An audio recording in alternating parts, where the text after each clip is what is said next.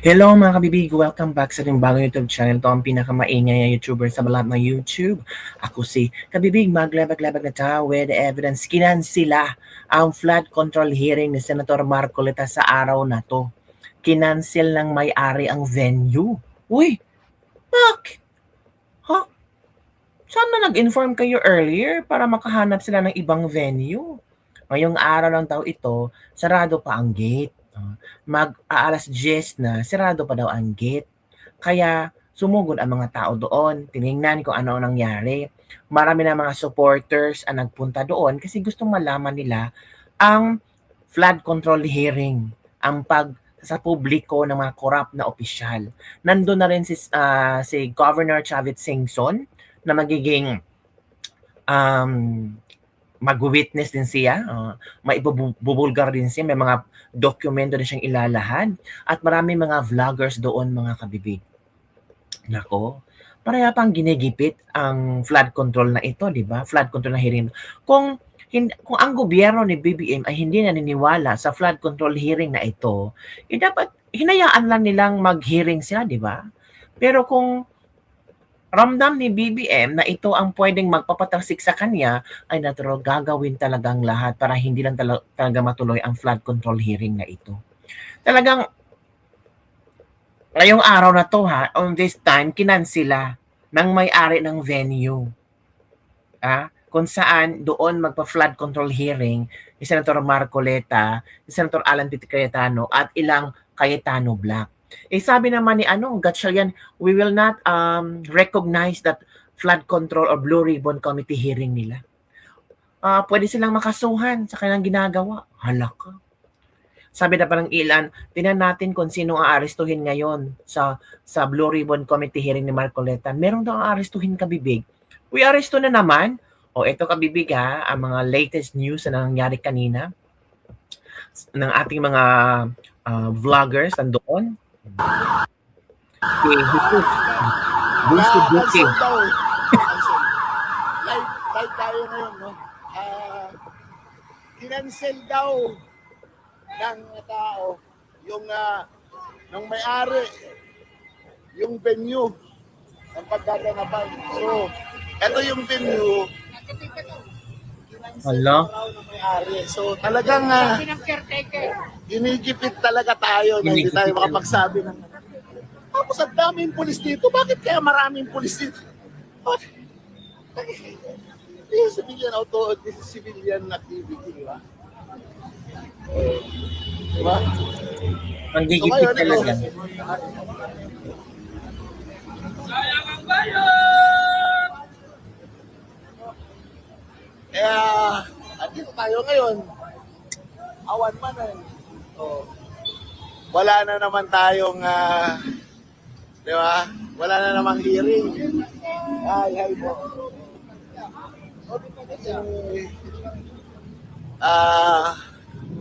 Kinansel daw na may-ari. Agoy! Sir, ganito tayo, sir. Nagbabasa ko eh. Nagbabasa. Malaka.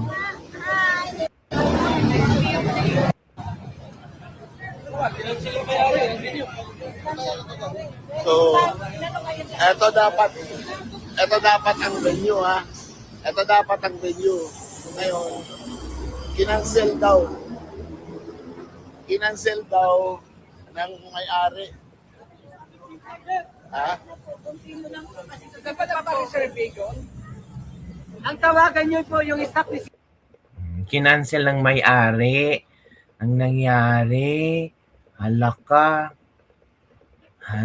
Oy, ito kabibig, So another battalion of dispersal unit ng PNP ang dumating ngayon. Dumating sila doon. Isang 6-5 po sila, no?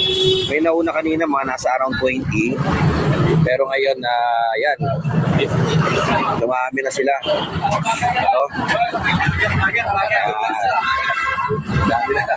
Shout out. Kayo rin ba yung nandun sa Senate, kuya? Kayo rin nasa Senate, kayo rin. Di ba? Thank you. Hala, sa tingin ko big, no? Nagsidatingan na ang dapat magsidatingan. Madami, grabe. Revelasyon sa araw na 'to. Takot silang malaman ng mga Pilipino ang mga pinagagawa ng mga politikong ito pa. So tingnan natin kung may arrestuhin mamaya. Ooh. Kasi tandaan ninyo, pag may inaresto, i-cover nyo lang. We will not resist arrest. We will not resist arrest, but we will not also keep quiet with the Wala. arrest. Hindi tayo tatahimik. Naku po, ang gulo. So, bantayan natin kasi by 9 o'clock na wala pa hindi bumukas, sigurado na hindi na yan matutuloy.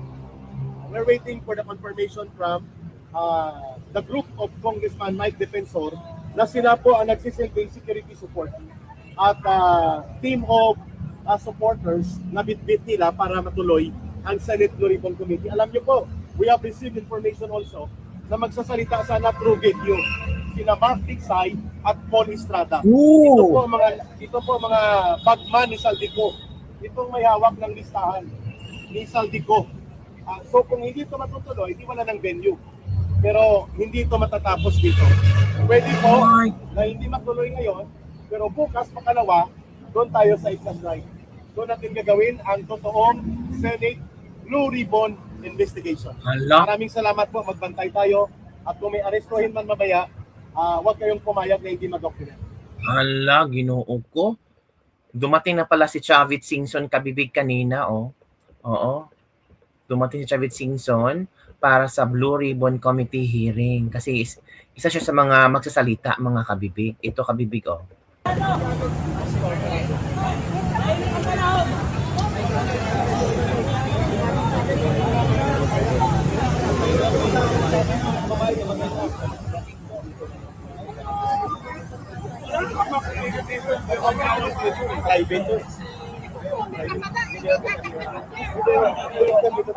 Mga kababayan, Hala, mga kabibig. Nangyari. Ayan po mga kaibigan, naka-standby pa ang mga vlogger. Ayan po mga kaibigan, naka-standby pa ang mga vloggers o mga taong gustong mag-attend sa BRC hearing ngayong umaga. So nandito pa ngayon sa labas.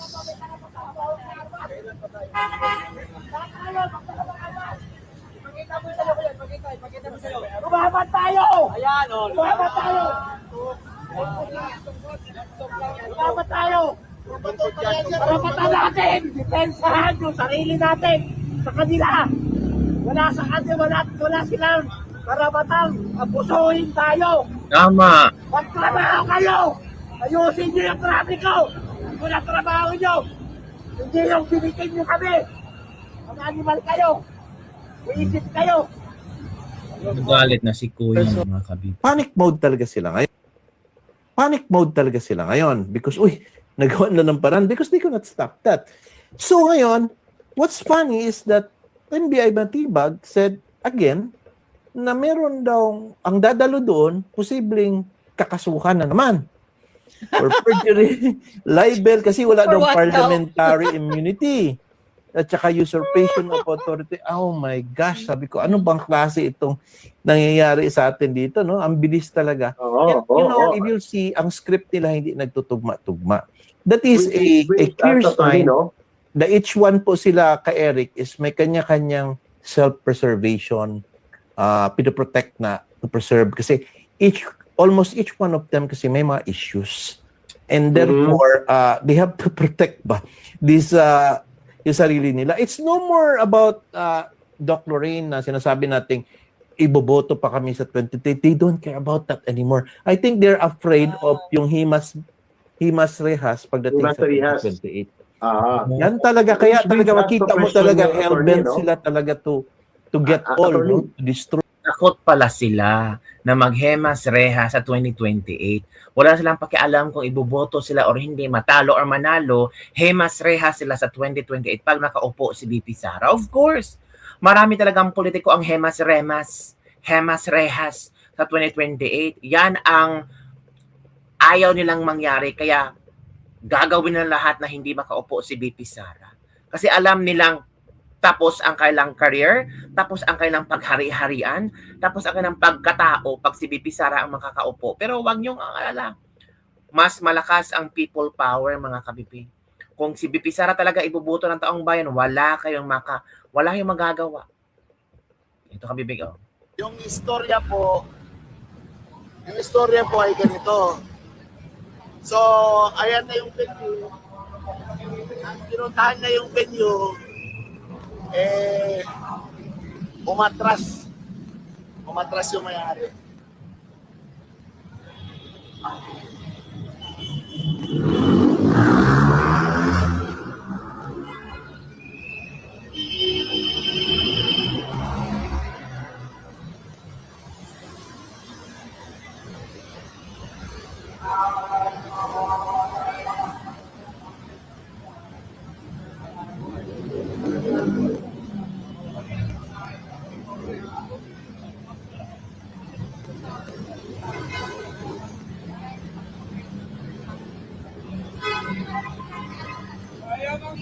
Sayang bayot! Yung nangyari dito, yung venue kung saan gaganapin yung hearing ng Blue Ribbon ay kinansila ng may-ari. Yung ay. Gusto mo? Naglalay din ako. Ngayon, walang magamit na venue ngayon. Yung mga senador talagang iipitin ng administrasyon Marcos lahat. Gagawin nila lahat, huwag lang lumabas ang katotohanan sa pangit na flood control project na yan kung saan kumita ng trilyon halaga na salapi ang mga politiko ng Pilipinas. Yan po yung nangyari. Ito po ngayon. Ayan. Ayan po. Panit po yung nangyari. Panit. Talagang sinusukol yung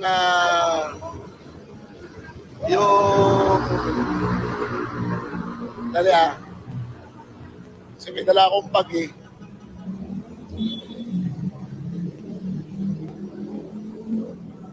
Tanggalin ko lang yung ano.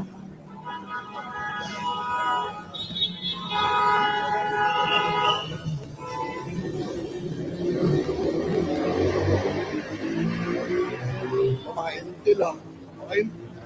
Mga intil ako.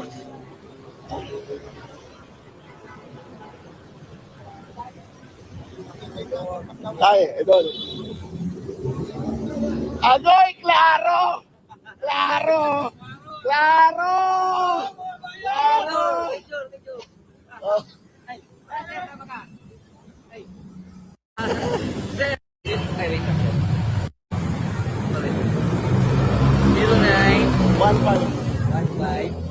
Oh. Ngayon, balik tayo doon. Medyo pawis na tayo. Eto ngayon.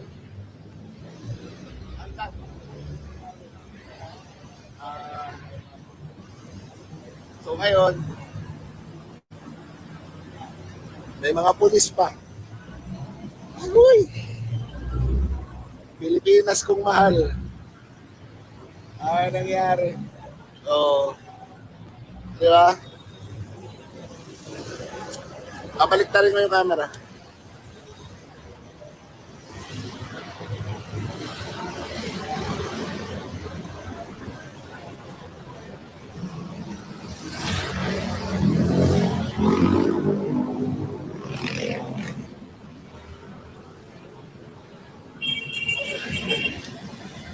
So yung storya dito, yung venue kung saan gagawin ang hearing ng Blue Ribbon Committee, napag-alaman na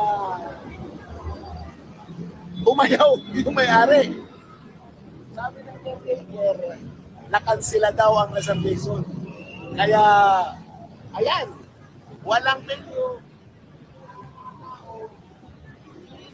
Ayaw talaga ng Administrasyon Marcos na ilabas ang katotohanan. Ayaw nila na makita ng taong bayan yung mga ebidensya patungkol sa manumalyang flood control projects. Alam niyo, kung ako lang, ang tatanungin niyo, nakahanda rin kami. Kasi naimbita din kami. nakahanda kami maglahat ng aming ebidensya ng mga flood control projects na non-existent. Wala. Doble-doble ang pondo at marami pang iba. Kaya lang, ang nangyayari, wala tayong venue kung saan pwedeng magsalita. Kaya, ayan, Marcos pa rin. Hindi man labuhay ito talaga. Mapapamura ka na lang. Oh. Mapapamura ka na lang talaga. Hindi mo aasahan na ganito ang mangyayari. Di ba? Pagkakataon na sana na makita ng mga Pilipino, yung mga ebidensya na dala ng mga inimbitahan. Kasama kami doon. Sana imbitahan. Nakahanda na kami sa aming mga sasabihin at presentation. Papatunayan namin na may mga flood control project na pinondohan ng paulit-ulit. Patutunayan namin na may mga flood control project na talagang wala. Ito na ay nangyari. So, naging press conference na lang. Okay lang si Sir. Okay lang si Sir. Andun si Manong. Andun si Manong.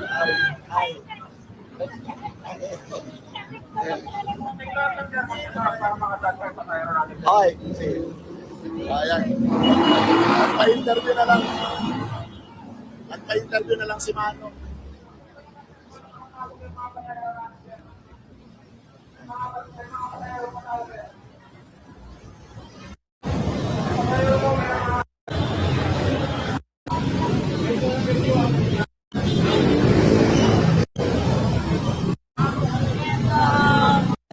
Gusto mo?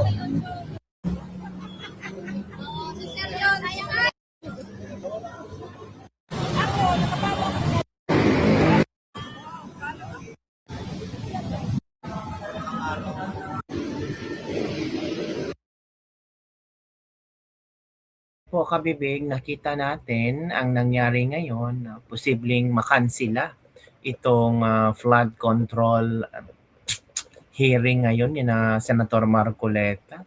Naku, marami pa namang excited mga kabibig na may 14 ex-Marines ang pupunta, tapos posible daw mag-Zoom sina Mark Tiksay. Naku, exciting yan kabibig. Ito si Mayor Magalong, meron din siyang kanyang statement hinggil dito mga kabibig. Let's watch this. Iniiwasan ko sana mabanggit na Marine sila kasi hindi naman sila lahat Marines eh. At karamihan na silak sa kanila were actually discharged. So I would rather call them as 18 witnesses. Ayaw ko rin i-undermine o kaya insultuhin na tatawagin ko silang 18 maleta boys o kaya 18 cargadores. Mali naman yun. Dapat protektahan sila. Diba? Kasi whistleblowers sila eh. Tama. Dapat bigyan natin sila ng protection. Hindi yung parang pabayaan, bahala kayo. Otherwise, that would send a wrong signal sa mga whistleblowers na ang hirap pala maging whistleblower dito.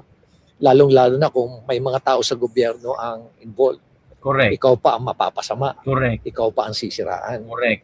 Kaya tuloy, madi-discourage yung ibang mga whistleblowers. Diba? Hindi na sila, wala nang gustong mag-attempt pa na maging whistleblower. Agree. Another is, kailangan mismong gobyerno ang magpakita ng interest. Correct. Masakit man ang kalalabasan, dapat we have to seek out the truth. Ano ba talaga ang motibo nitong mga 18 witnesses na to? Bakit bigla sila nagsalita? Again, this is a matter of investigation. At kakayanin uli ng mga investigador na malaman ang katotohanan behind. So dapat ang gobyerno magpakita. Ang hirap-hirap nga maghanap ng ebidensya, magte-testify laban dito sa nangyaring anomalya tungkol sa Flood control. sa flood control at iba pa. Iniiwasan ko sana mabanggit na marine sila na, kasi hindi naman sila lahat marines eh.